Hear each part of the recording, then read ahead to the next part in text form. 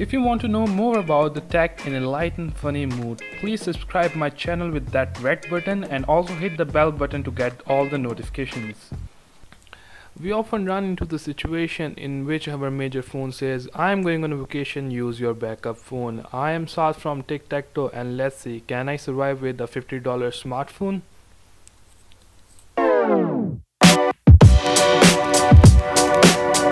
So my LG G4 has gone on a vacation and I am stuck with Qmobile Noir S1, which is a release of 2015 and it was a low-end budget Android phone. Well, talking about the specification on this device, it rocks a 1.2 GHz quad-core processor with Mali 400 GPU. I know the specification is pretty old as considering it is just a 2 years old device. Talking about the battery on this device, it runs a whole for 1 day. I charge it up in the morning at 100% and at the night it's 30% of the battery is still remaining. Well, the major issue comes when it's about the storage. I have only 3 to 4 apps that been installed in this phone and no media files at all. But still I have only 297 MB to play with which I cannot even install the more important apps that I need to function my daily task. Well, considering this is a backup phone, I cannot ask for much, and yes, I have to survive with it somehow. Photographies and want to take great photos from your smartphone, then your heart will cry after watching these photos. Its 5 megapixel rear camera does not do justice at all. In direct sunlight it gives a washed out blue tinted photos, and details on this photos are pretty bad.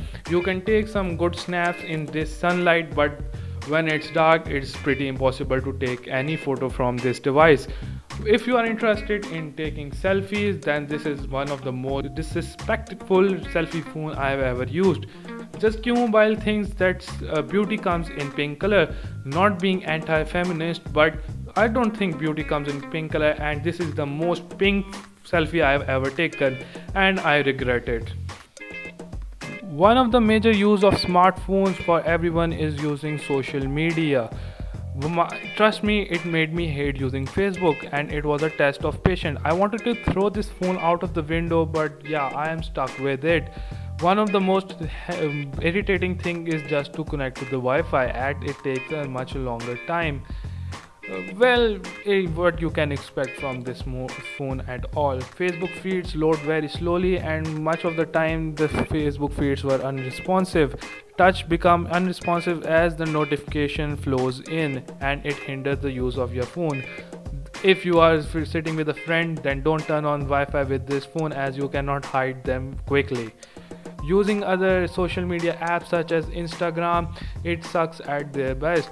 When it's loaded, it works pretty fine and it's pretty laggy. Using social media such as Snapchat is not much of a player. You can watch stories of people, but you cannot post with this crappy camera. So well, you are stuck with not using Snapchat. And for all those curious people out there who are thinking what is the resolution of this beautiful display, it's just and sadly a 480p screen. At that moment in 2015 when it was released under its budget range, it was the best display in the market. It was just this phone was just 10,000 rupees, or you can say a $100 smartphone. Well, I was pretty much in a mood to film this video in this direct sunlight because it was a beautiful day out there, but then I have to encounter the limitation of this budget phone. The screen is so reflective that I was unable to capture this on the video, and you can use this as a mirror to set your hair up or your makeup while you are traveling in the sunlight. Talking much about simpler tasks such as texting, it's pretty much fine. I just swapped up the stock keyboard with Flesky. Well, it's an excellent keyboard for Android. Go and check it out. Not sponsored, by the way. Calling on this device was pretty good. Also, the speaker on the phone was great and I felt it better than LG G4.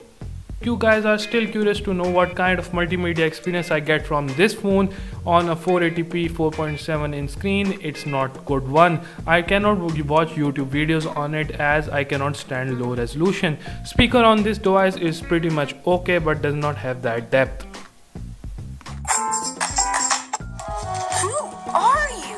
Let's just say I'm the boss. It you can access the battery, which is about just 2000 milliampere. It also has a secret compartment where you can store little things, like where I can store my micro or nano sim converter. Well, yeah, it's an extra feature which other mobiles don't have. I'm proud of my backup phone. However, is just an excuse, and it's some kind of rubberized leather, fake leather type of back cover they try to make. But it's so flexible that if I put any more force on it, it can snap into two. So after using this cell phone for over a week, I can easily say I can survive with this. I can use this for texting, I can use this for WhatsApp and calls. So as you guys know, I am stuck with my LG G4 that I tried to manually upgrade to Android 6.0, but it's not catching up with my SIM over here right now. So I will surely update my phone, and I need suggestion from you guys. You guys should tell me what phone should I get next.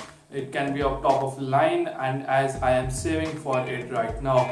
And also tell me about your stories with your backup phone. Do you rely on this crappy Android phone you have for a backup, or you have a phone like Nokia which you use? So with this $50 phone or $100 phone 2 years back, peace out.